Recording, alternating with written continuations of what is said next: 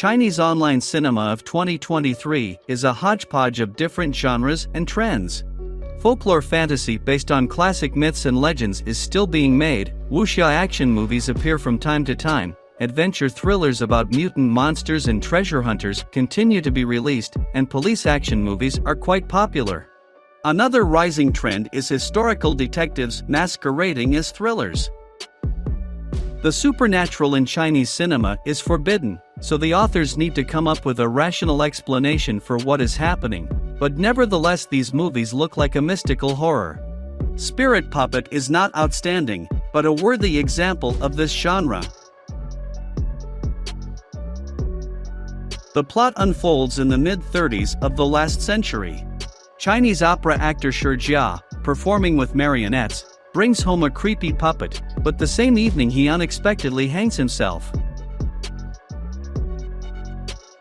The police quickly close the case, labeling it a trivial suicide, but the dead man's wife, Yu Bai, is convinced that her husband could not have just killed himself. The police officer Chao Yuan, who also finds this case strange, helps her find out what happened. Their joint investigation leads them to a story from 10 years ago, when the entire family of a local general was murdered overnight, apparently by the same doll Shi Jia brought home.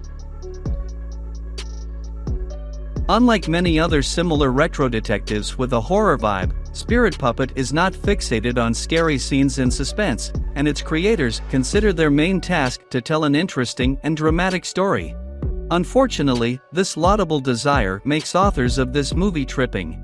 Because this very story is told in flashbacks, and everything else in Spirit Puppet serves, in fact, as an optional side dish, empty and purely functional. It turns out to be a curious situation. Actually, the movie moves to the flashback part in the middle, while the first half an hour turns out to be nothing more than an extended prologue, needed only as something to lead us to the main plot. In terms of a thriller, there are a few creepy scenes in Spirit Puppet, but there aren't as many as one might think. The local doll is no Annabelle, much less Chucky, and she doesn't demonstrate anything more serious than singing Chinese opera, lightly twitching her limbs and opening her mouth. But this movie isn't about how scary a doll can be, it's about the creepy things people do, and the high price they have to pay for their mistakes.